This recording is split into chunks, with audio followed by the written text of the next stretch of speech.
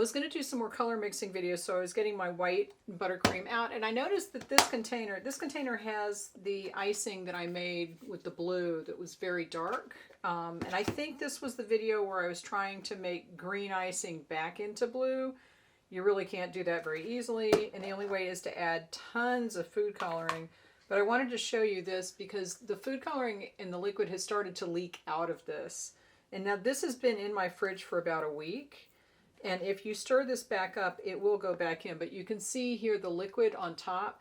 This is why your dark icing will weep onto the white buttercream. So if you have really dark icing that has a lot of food coloring in it, and you put it onto white, like you pipe it onto white icing, it will do this. So just be careful when you're doing dark buttercream that you try not to put a ton of food coloring in. Like start with cocoa in it to make it darker.